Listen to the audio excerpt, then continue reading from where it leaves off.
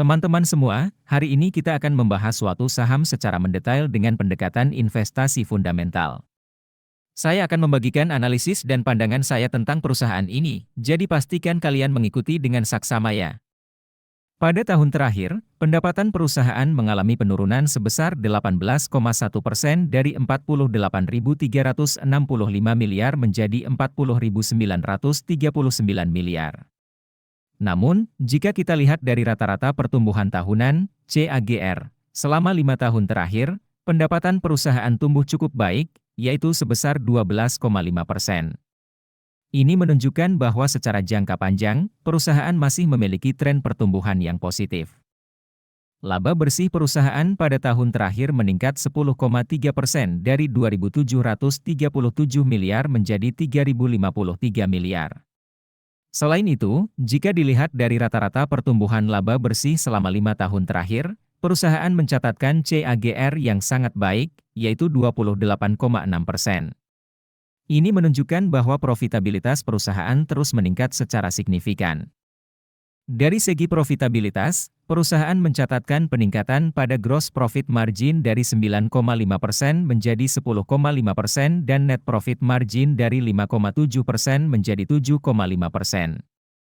Ini berarti perusahaan mampu mengelola biaya-biaya dengan lebih efisien sehingga menghasilkan laba yang lebih tinggi.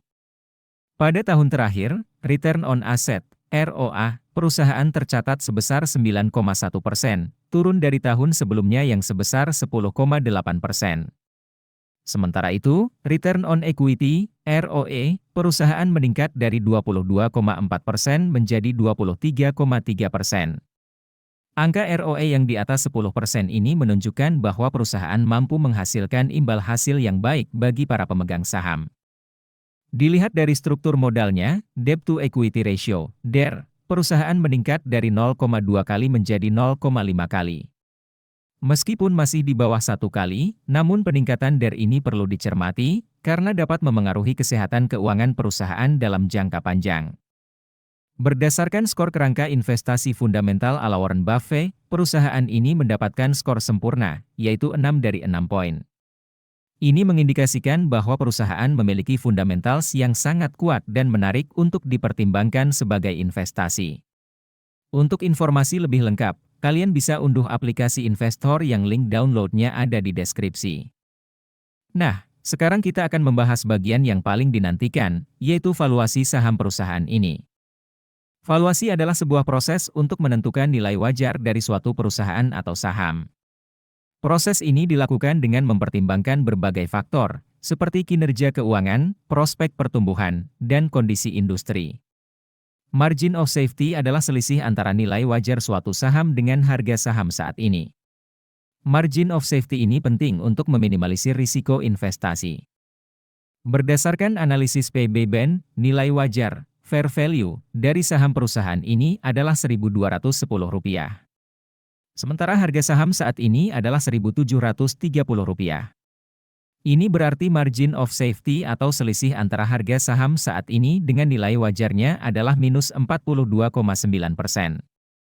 Ini menunjukkan bahwa saham perusahaan saat ini sedang overvalued atau harganya terlalu tinggi dibandingkan nilai wajarnya.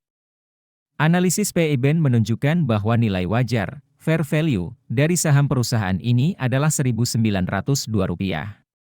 Sementara harga saham saat ini adalah Rp1.730. Ini berarti margin of safety atau selisih antara harga saham saat ini dengan nilai wajarnya adalah 9,1%. Ini menunjukkan bahwa saham perusahaan saat ini sedang undervalued atau harganya lebih rendah dibandingkan nilai wajarnya. Nah, teman-teman semua, sekarang sudah kita bahas secara mendetail mengenai kinerja keuangan dan valuasi dari perusahaan ini. Ingat, keputusan investasi tetap ada di tangan kalian masing-masing. Setiap orang memiliki preferensi dan toleransi risiko yang berbeda.